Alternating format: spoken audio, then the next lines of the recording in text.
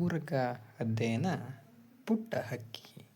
ಈ ಪುಟ್ಟ ಹಕ್ಕಿ ಪದ್ಯದ ನೋಟ್ಸ್ ಇಲ್ಲಿದೆ.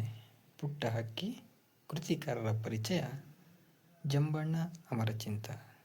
ಇವರು 7 ಏಪ್ರಿಲ್ 1945ರಲ್ಲಿ ಜನಿಸ್ತಾರೆ.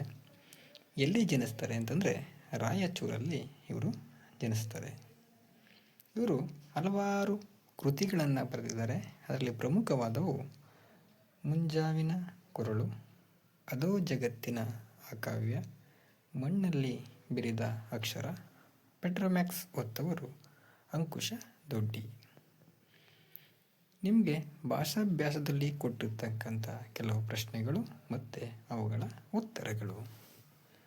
ಪುಟ್ಟ ಹಕ್ಕಿ ಗೂಡನ್ನು ಹೇಗೆ ಕಟ್ಟುತ್ತದೆ? ಪುಟ್ಟ ಹಕ್ಕಿಯು ಕಡ್ಡಿ ಕುಡಿಸಿ ಗೂಡನ್ನು ಕಟ್ಟುತ್ತದೆ. ಗೀತೆಯನ್ನು ಹಾಡುತ್ತಾ ಪುಟ್ಟ ಹಕ್ಕಿ ಯಾರನ್ನ ಸ್ವಾಗತಿಸುತ್ತದೆ? ಗೀತೆಯನ್ನು ಹಾಡುತ್ತಾ ಪುಟ್ಟ ಹಕ್ಕಿ ಸೂರ್ಯನನ್ನು ಸ್ವಾಗತಿಸುತ್ತದೆ. ಜಗದಲ್ಲಿ ಎಂತಹ ಜನರಿರುವವರು? ಜಗದಲ್ಲಿ ಪುಟ್ಟ ಹಕ್ಕಿಯಲ್ಲಿ ಮೂಡಿದ ರೆಕ್ಕೆಗಳನ್ನು ಮುರಿಯುವ ಜನರಿರುವರು. ಪುಟ್ಟ ಹಕ್ಕಿ ಜಗದಂಗಳದಲ್ಲಿ ಹೇಗೆ ಹಾರುತ್ತದೆ?